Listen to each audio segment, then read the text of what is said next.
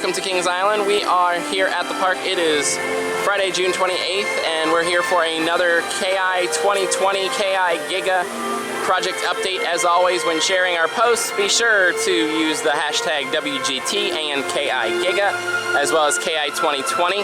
As you can see here, we've got all the Grand Carnival stuff still in place.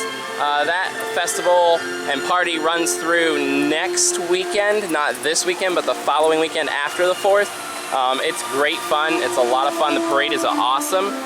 You can see the decorations here all over International Street, and if you haven't already, check out all of our coverage through that. We just posted a parade video this past week, as well as full coverage pictures, reviews of the food that you need to try, the food that you can skip, even, in my opinion, as being a former chef. So that's about it on the Grand Carnival stuff. We're gonna head up to the Eiffel Tower and see what we can see on the KI 2020 project.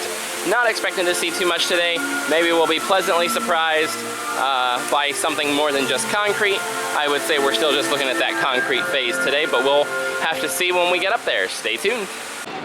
Okay everyone, we are up here on top of the Eiffel Tower, and as I mentioned and expected, not a whole lot new to see, but I will show you some of the highlights and everything around the site. So this is the site we've been following for a while. Obviously the transfer track, the final turn back into the station after the brake run. We see the brake runs getting a lot more done now. We've got footers or support concrete with the rebar bolts coming out of there. Those are for supports.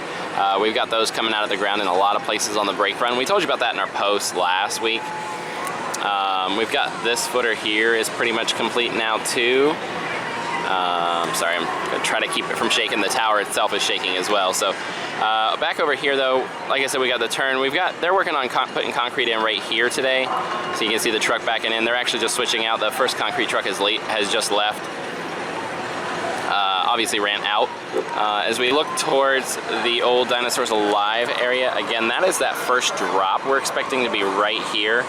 And we showed you that support, that square support in place there. So this is definitely that first drop area. We also see, I'm gonna pull back out, there we go. We also see this hole past this tree. That could be for one of the final elements as well. We've got a couple more sets of rebar sticking above the ground, obviously probably for some above ground forms as well. So more concrete coming over here, but they're definitely starting to move towards that second phase of concrete pouring. I'm not sure if we'll get supports over here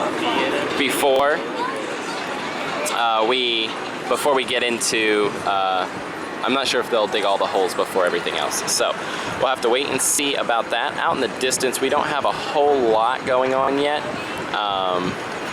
Just some more grading, more ground movement all over the place out there. And then finally down there in that valley, not a whole lot going on over there. So again, much of the focus is being over towards the station area, the start of the lift, and the transfer track area. So we've got all that concrete going in there. Stay tuned next week for our follow-up update. As always, we'll have weekly updates on the site and on our YouTube page, so be sure to subscribe to that. My name is Jim from wildgravitytravels.com. For more, log on to our site and our social pages. We will see you at the parks. Have a great week ahead.